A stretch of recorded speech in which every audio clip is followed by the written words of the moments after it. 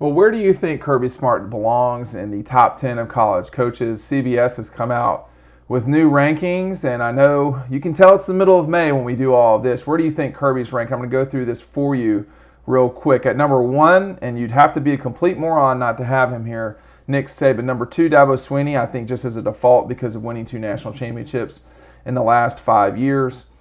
Number 3 on back, I think, none of these guys have won a national championship, so I'm not sure quite how we're determining who's where. I said that. Jimbo is in this top 10. He's won the national championship, but not at his school.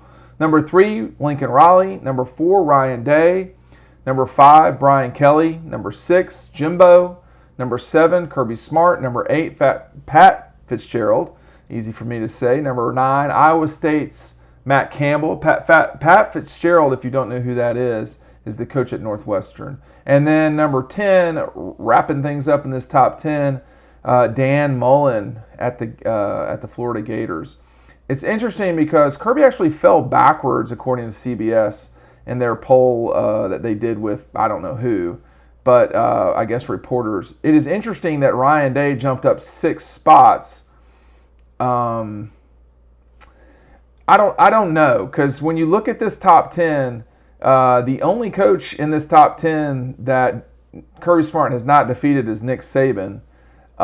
He's beaten Lincoln Riley. He's beaten Brian Kelly twice. Hasn't lost to Lincoln Riley. Hasn't lost to Jimbo Fisher as the head coach, and is 3-1 against Dan Mullen. Now look, I'm not a fanboy. Kirby Smart can fight his own battles. This is really not something he would ever touch on anyway. I do want to read what CBS had to say about this. We're starting to see our voters reach the point where Kirby needs to show them more. He advanced to the college football playoff national championship in his second season with the Bulldogs and is recruited at an elite level, but the program has stalled a bit in recent seasons and failed to win the SEC East in 2020. It enters the 2021 season as a title contender once again, but you can only be a title contender for so long without winning one before patience wears thin. Maybe JT Daniels proves to be the difference maker for Smart in Athens. Got hyphen for difference maker, which is interesting. A lot of interesting there. Kirby certainly after the 17th season was the person that a lot of people hung their hat on for being the person that will knock off Nick Saban. Frankly, no one's knocked off Nick Saban. In that time, Alabama's won 2 national championships, LSU's won 1. So the league is still doing fine, but Georgia's not won its national championship. And it is time for Kirby Smart to win the national championship. What I always find interesting about these rankings is why did you move Jimbo over Kirby in any particular year? Does an Orange Bowl win mean more than a Peach Bowl win? Does losing to Alabama by 21, is that better than losing to Alabama by 17 or 24, whatever A&M lost to them by? I don't know. To have Dan Mullen at 10, I think Dan Mullen is probably a top 10 coach. I don't know. Sometimes I think we get so nuts with these rankings. Brian Kelly has been consistently good at Notre Dame. Brian Kelly hasn't done anything that Kirby Smart hadn't done at Georgia. They have,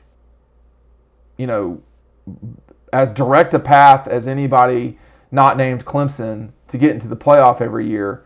They lost a championship game and were put into the college football playoff. Georgia's lost the championship game in 19 and 18. Certainly deserved to be in the college football playoff in 2018. Didn't get in. Alabama didn't play for the SEC championship in 17 and got in. So there's some curious things from one year to the next about what the college football playoff selections are. But Brian Kelly is a really good coach for sure. I don't want to hear that he's not, because he's a very good coach. I'm just not sure, he's not played for a national championship. He's not won a conference championship. He's only played in the conference once. Notre Dame continues to get their brains beaten in on the biggest stage. I don't know. I think that's. I'm not sure what to say about that. With Ryan Day, I think Ryan Day's done a good job at Ohio State. He's Played for the national championship, got blown out in that game, but blew out Clemson. Had a tough loss to Clemson the year before that. No one's comparing the SEC to the Big Ten. If anyone is, they're delusional. Ohio State is a very good program, and they won their conference this year by playing like 5 games or 4. I don't get real bent out of shape about that. They were the best team that deserved to be in the playoff to me. In terms of Oklahoma with Lincoln Riley, this is not the year to really thump your chest after the 2020 season about Oklahoma. The curious losses that Lincoln Riley and Oklahoma have during seasons. I mean, you want to say the South Carolina game in 2019 was a curious loss? Yeah, it was. You want to talk about Dabo losing to Pitt and Syracuse and just like these weird, losses? Yeah, that's for sure. But Oklahoma seems to do that now more than Clemson does. I mean, I used to give Clemson grief about that. When Oklahoma lost to Kansas State this year, obviously lost to Iowa State, which turned out not to be as bad a loss as people thought. But, I guess the thing for Kirby, when you look at this, thing, he's basically being penalized for coaching in the SEC. He's basically being penalized for not winning the national championship, which he should be penalized for. And I think, though, you want to move Pat Fitzgerald up 13 spots. You move Matt Campbell up 16 spots. I mean, are we being a prisoner of the moment or what? CBS has got Ed Orgeron at 11, which is fine. I mean, you got James Franklin still in your top 15. That guy's a stone cold loser. I mean, he's just not good. So I think generally speaking, we should just kind of cut these off at top 10 because there's a lot of people you can really start being critical of. Mike Stoops is a really good coach at Kentucky, but he's at Kentucky. So do you think that Kirby is accurately seated here, for lack of a better term, as the number 7 coach in college football? I think you can make the case he's number 7, but I think putting him behind Brian Kelly, how many times you got to beat the guy to be in front of him?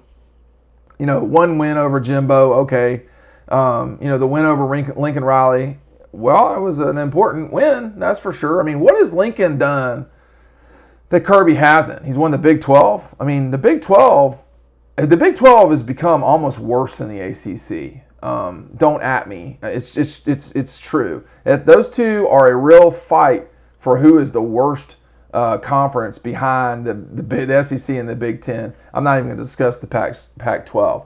So these conferences are not made the same at all, and I think that's really not fair in many ways that when we deal with these things. The direct path for everyone in the SEC is the SEC, whether you're talking about back-to-back years now in this league where you've had teams that are not just generational, but you could compare them with anyone in history, and they might, they'd compare favorably. That LSU 2019 team was unstoppable, and they proved it. The Alabama team from this past year was pretty exceptional. Now, what does that mean for Georgia and Kirby? You'd better be pretty exceptional if you want to win in this league, because you're not getting out of the SEC without being one of the greatest teams of the last decade. That's how stupid it is in the SEC right now. And you watch Oklahoma and Clemson and Ohio State stumble into the playoff these years or get to the playoff. And, Oklahoma's record in big games ain't so hot, just like Notre Dame's. They're just not getting their brains beaten in. I mean, Oklahoma is a team for sure in 21. I mean, they're like Georgia in this sense that it's time. Like it's time. The joke was Big Game Bob. He'd get to the big game and then they just get blown out. Well, it's not just Big Game Bob. I mean, OU has had issues, generally speaking, for a while now in big games. Just not even competitive against that 19. I mean, that 19 LSU team beat Oklahoma's brains in the first 2 quarters. It was sad to watch. But I think the basic criticism of Kirby Smart is that he's not won the national championship. And they touch on this. I'll give CBS credit for that. But to move him, behind Jimbo for what Jimbo did at Florida State, I think it's Nick and everybody else, including Dabo, including Jimbo, including Easy Ed. It's Nick and everybody else. Period. And how you rank it after that just becomes comical to me. There's got to be some brains involved at some stage to have, again, Kirby is 1, 2, 3. He's 4-0 against the guys ranked in front of him from 3 to 6, and he's going to play number 2 at the opener. But at the end of the day, if he doesn't win the national championship, then this is nothing compared to the grief he's going to get. And people are going to get impatient. People are impatient now. I think it's time. I think it's time at Georgia. I think it's time at Oklahoma. And before too long, it's going to be time at Ohio State.